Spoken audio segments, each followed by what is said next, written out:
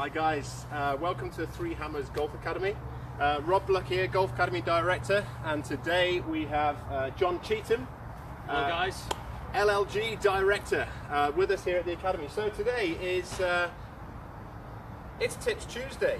So unfortunately, skipping our lunch today, we've nipped out onto the range to kickstart our new Tips initiative. So John, today we're going to begin with, we're going to try and keep it seasonal specific. So okay. Now all of a sudden someone's turned that wind machine on. Wind machine's getting up. Yeah. And what I've been seeing, certainly last week whilst out there coaching, so many of my guys struggling with the wind. Yeah. And so I've given a few examples. Well, they've given me a few examples, sorry. So to hit the golf, to try and keep their distance with the wind, they're hitting it harder. Yeah. Right or wrong? Definitely not on the wind, guys. You know, when you hit the golf ball harder, you're going to add loads of spin to the golf ball. Combined with the wind, you're going to see that golf ball just climb, stall, and then drop down way short of your optimum distance. So perhaps we can have a look at, Rob, at how we can improve that technique in the wind, lower the spin on the golf ball, and get the golf ball travelling a lot further, which is ultimately what we all want to do. Yeah? Okay, yeah, good shout, good shout.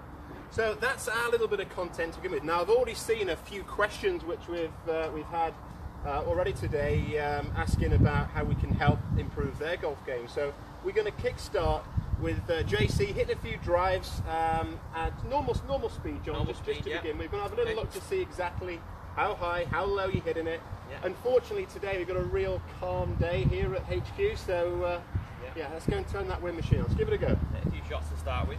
These are warm-up shots, yeah? You haven't warmed up as yet, no? Not really, no. Okay. Well, a few away. Normal speed. Normal speed.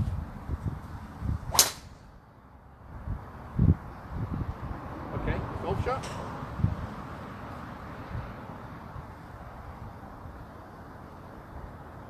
Okay, what we've actually got as well today, we're actually tracking some of these shots today using the Trackman 4.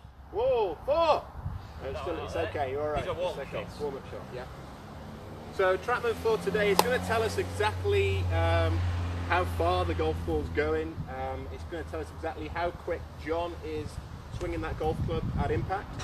It's also going to be telling us how high it's going. So it's going to let John get himself warmed up. Great. Warm now. You warmed up, you're ready to go. You're good to go. Okay, so that one there, John, you've hit that one 275 yards. Yep. Okay, that's a mere 100 yards behind Rory around Close House at the weekend. Exactly, yeah. Okay, yeah, so need to get that in the gym, I think. Okay, so that one there, that's just told us that has gone that's gone 72 feet at its point of its height, yeah? Okay. And that's with you really smoothing it? Yeah. Yeah? So what happens when we're hitting that golf ball, the harder we hit it, John just touched on this a moment ago, the harder we hit it, the more that golf ball spins. Yeah. The more it spins, the higher it goes. It's the spin that keeps that golf ball in the air. So without chucking too many numbers at you there, John, you've just, your spin rate there was 2,819 RPM, okay? Which isn't far away from what we class as your optimal. Yeah. Okay? 72 feet in the air, it's gone 275. Step on a few now for me. You want to hit it really so hard let's convince ourselves now. We're in a headwind, it's blowing a gale straight into the face. This is what we see a lot of, yeah, into the wind. Golfers really hitting the ball too hard. If I try and hit this a little bit too hard, so I've increased the swing speed there. The ball flight has gone a lot higher there, hasn't it? It certainly has. It's going to give us a right then. Okay, so club speed there, 112 miles per hour. Okay. Yeah, so that's increased from those the previous smoothies. Height has gone from, did you say 72 before? 134 foot in the air. Okay. Okay. So speed's gone up, height has gone up, total distance 237 yards. Okay. So you've lost what, 40 yards there? So I swung it faster and the ball's gone 40 yards less distance. So this is exactly what we're trying to, the point we're trying to get across. You know, swinging faster doesn't always give you more distance. Okay, so yeah, 40 yards less, that's quite 40 yards less, 40 yards really less. stalled there as well. Okay, so that spin rate there was nearly 5,000 RPM. So. Okay, come on, let's give it some more speed. More speed, so give it some more speed. Okay.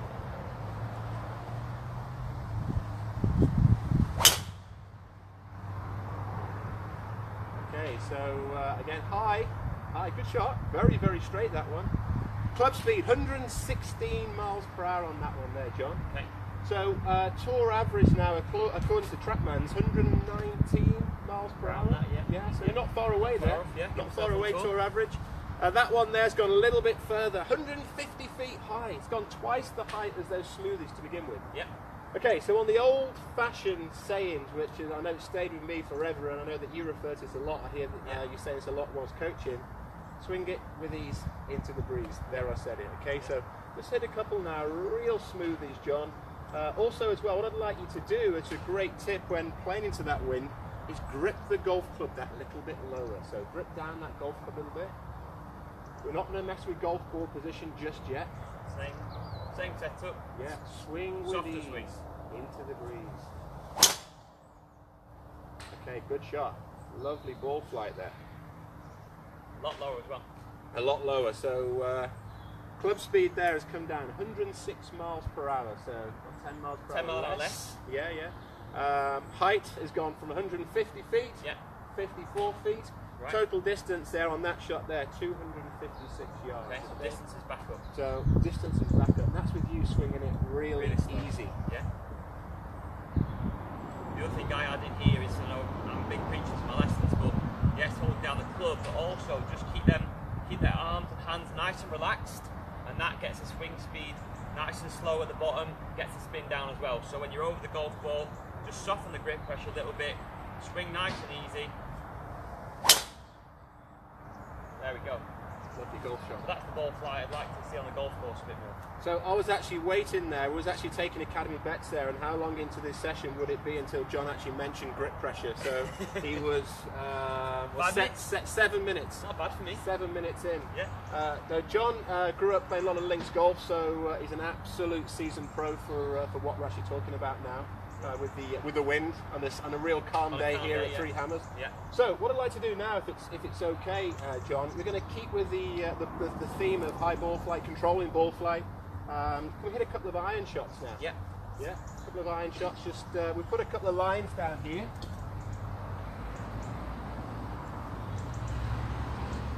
So we put some lines down now just to so we can see exactly how John is striking. What club you got there, John? 6 iron. 6 iron. Good. Yeah.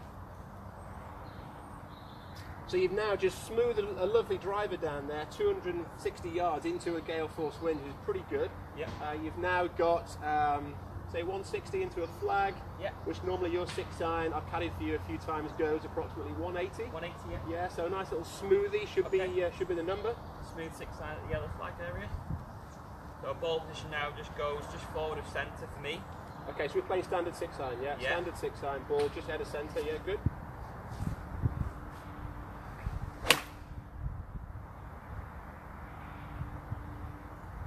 Was that a little close to the socket there, John? Was that? It's okay, a little bit thin, it's okay. It's okay.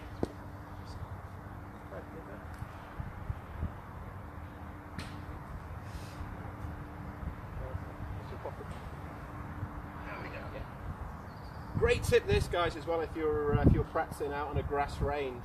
If we could get hands on some spray paint, it gives us great instant feedback of where we strike in that golf ball, where the golf club's bottoming out. An absolute beaut there from John. So with the mid irons, what we're always looking for, we want to see that divot, that golf club getting to its low point after the golf ball. A common fault we see with lots of our golfers, certainly when hitting the iron shots, is they're trying to, unintentionally, they help the ball up in the air. So the golf club gets to its low point just before the golf ball.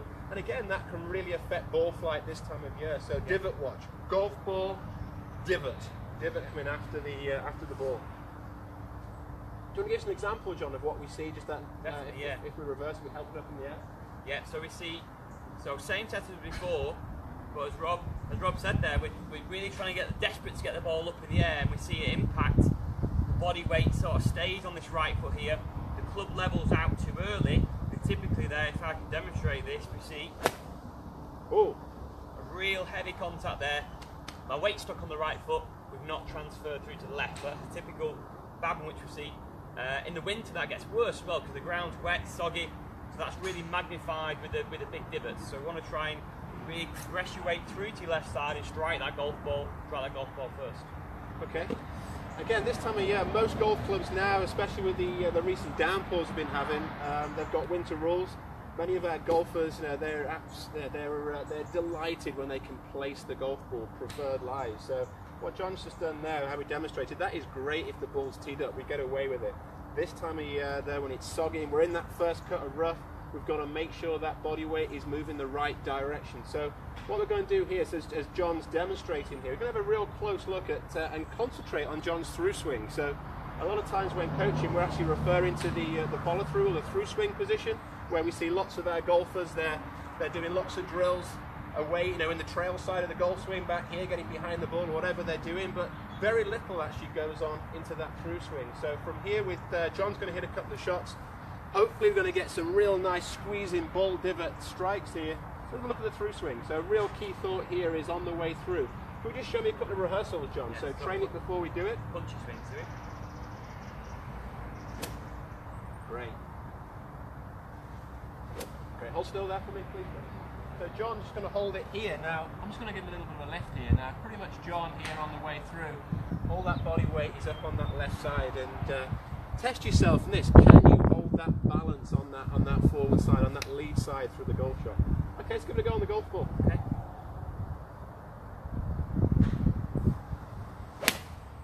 Oh, striker. Good shot. Love that divot. Great divot, yeah. Love that divot. Great accurate. What we see again, just with the ball, the contact theme here, a lot of golfers, they'll actually play the golf ball back in their stance to keep the golf ball low. Now, a couple of things what we see when a player plays the golf ball back in the stance. John, if you can just hit one for me, just back in the stance. Yeah, back in the stance there. So we're going to quickly check that ball position. So as we can see here, it's just kind of midpoint between centre and the right shoe. Yeah. It's kind of in line with the right eye, stroke right temple. Okay, play one from there. Yeah, give it a go from there. Okay, so super strike. Super strike. Now I can see that's a great strike from John. Golf ball's gone to the right of target. So John, if we just spin you round a second, so if you could just address that golf ball there, so we're going to hit it straight in towards the golf bags. Okay, so again, if you could take your setup position, golf ball back in the stance. Okay, now John is just going to bring this golf club now. It's just going to emulate impact. So just about to strike the golf ball. And what we'll notice when the golf ball gets back in the stance too much, the golf swing direction can travel that little bit out to the right. So common faults we see lots of times with golfers when they play the ball back in the stance, they miss it that little bit to the right of target. So what would you do then, John, to try and keep that golf ball on line, to avoid that nasty push? If the ball stayed back in my stance, yeah.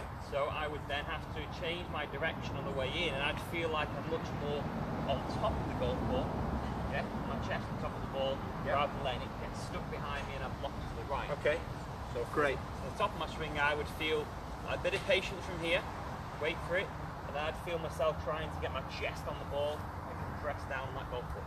Golf shot towards your golf bag, yeah? Yeah. Okay, should we give that a go? Yeah.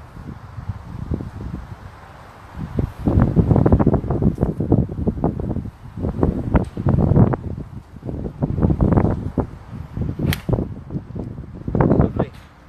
Great. Let's go down the line. Yeah, down the line, target. Good. Hey, we've got some wind up now as well. Yeah, we got back to the driving shot. We've got some wind up. Okay, again, ball back in the stance. John's just touched on the heavy contact. When we see players playing for us a long period of time with that golf ball back in the stance, generally then we see the golfer reversing, which will promote the heavy one, which John's already spoke about. There's the wind. There's the wind. We ordered the wind. Guys, while we're talking here, if anyone's got any questions about their swing they want to chip in, just put them in the comments below and we'll do our best to answer them just in the comments. So I know we've got some to go through as well, but anything you want to know, guys, about your swing, it's a regular thing every Tuesday. Any question you got, put them in the comments and we'll do our best to dovetail an answer if we can. Okay? Okay. Right, guys, we've got any questions so far?